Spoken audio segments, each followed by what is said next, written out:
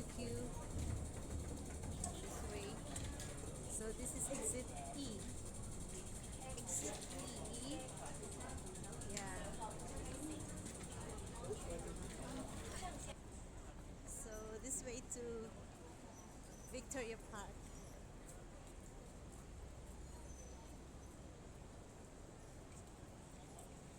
I'll pass by the Charles and Keith shop. This, I don't know, Fashion Walk building. This one.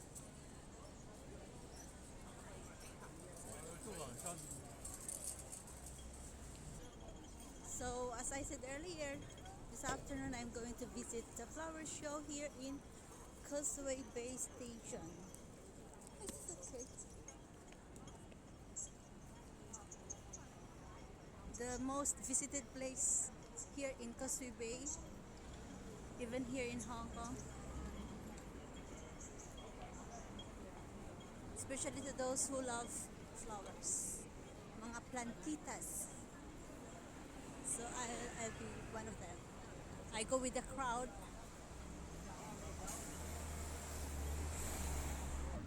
So after we exit the entire station, it's just a few minutes walk.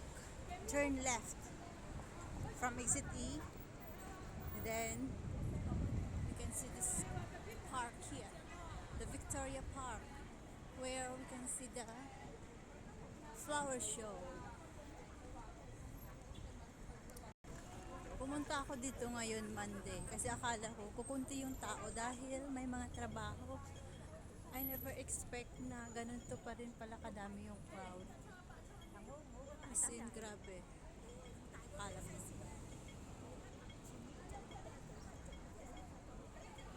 So, sa end ng road, you can see the bridge.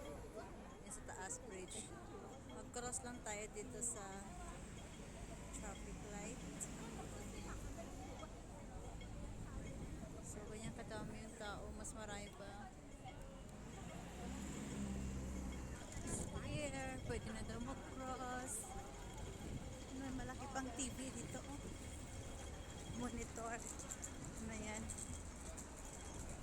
Then, another cross na naman. Another traffic light. Under the bridge pa din. Under the bridge.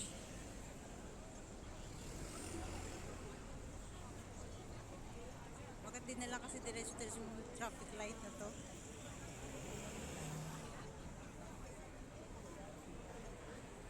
Here, go na naman. May napulot pa akong sign pen. So, dito na ba? Is it the place I'm looking for? So, ito na nga. Diba? Oh. Victoria Park. So, here. Tama yung way. So, ito yung introduction ng mga flowers nila. May mga alaga din akong ganito sa bahay. As you can see sa mga pinopost ko. May party to. Fountain. Yan.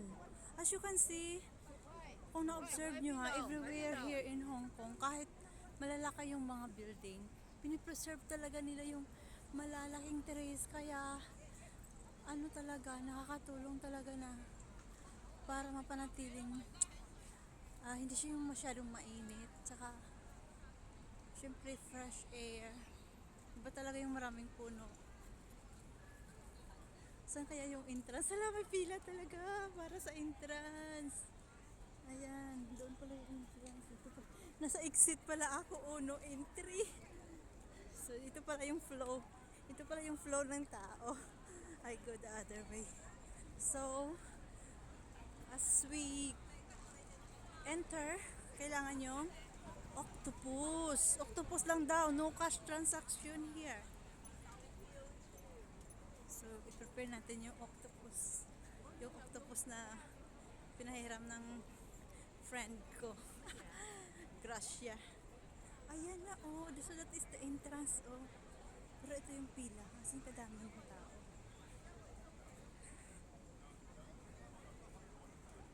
Okay, dito na po tayo. Pause muna ako at continue the other files. Okay.